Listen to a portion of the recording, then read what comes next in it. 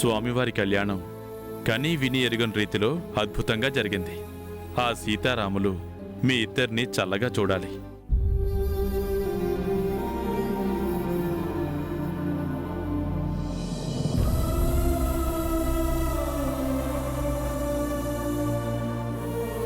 శతమానం భవతి.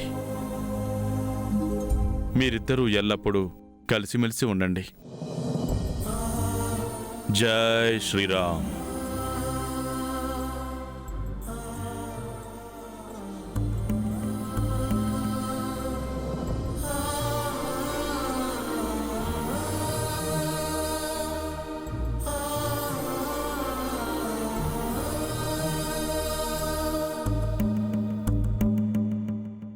మీనమ్మా,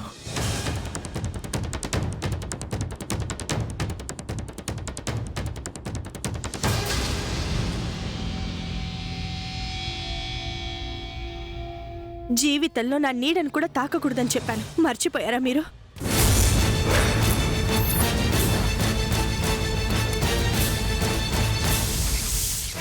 ఇన్ని సంవత్సరాలు గడిచినా నువ్వింకా మర్చిపోలేదా మీనమ్మా? మర్చిపోవడానికి మీతో గడిపిన క్షణాలు జ్ఞాపకాలు కాదు, చేదనుభవాలు.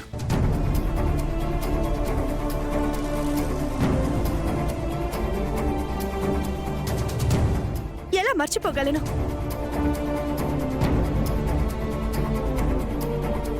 అదేంటి మీనమ్మా అలా అంటావు?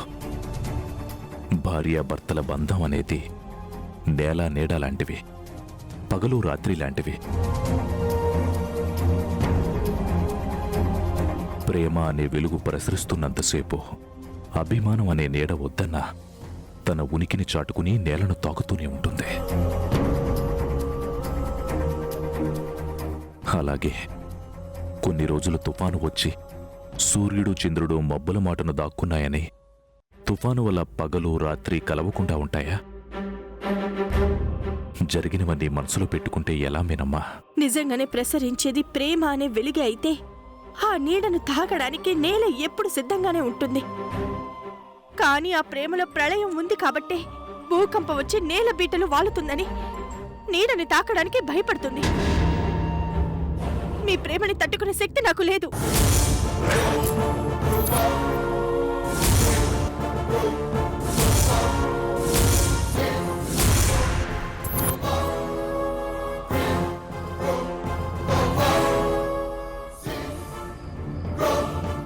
అర్థమైంది మీనమ్మా.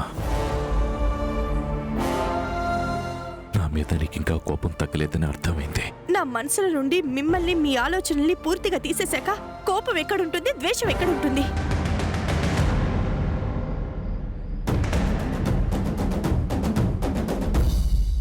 కానీ ఏ జన్మలో నేను చేసిన పాపము ఈ జన్మలో మీ రూపంలో నాకు శిక్ష వేశాడు దేవుడు.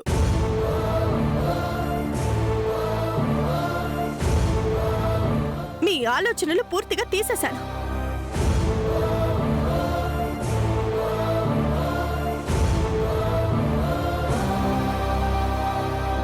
కానీ మీరు నా పట్ల ప్రవర్తించిన తీరు మాత్రం నన్ను వెంటాడుతూనే ఉంది.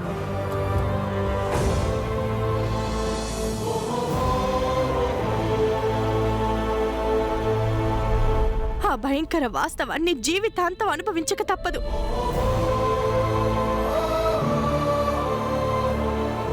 ఊరు శిక్ష పడ్డ ఖైదీకైనా క్షమాపణ ఉంటుంది. నేను తప్పు చేశానని మందరం పడుతున్నాను.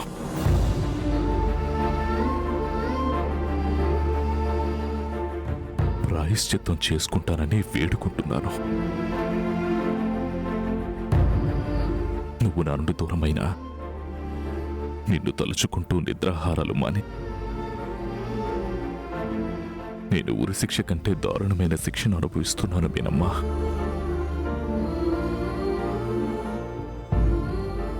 నరకంలో వేసే శిక్ష కన్నా పెద్ద నరకాన్ని అనుభవిస్తున్నాను. ఇంకా నన్ను దూరంగా పెట్టి ఇలా శిక్ష విధించడం కరెక్టా మీనమ్మా? మీ రాక్షస ప్రేమని తట్టుకోలేక నేను వెళ్ళిపోయాను.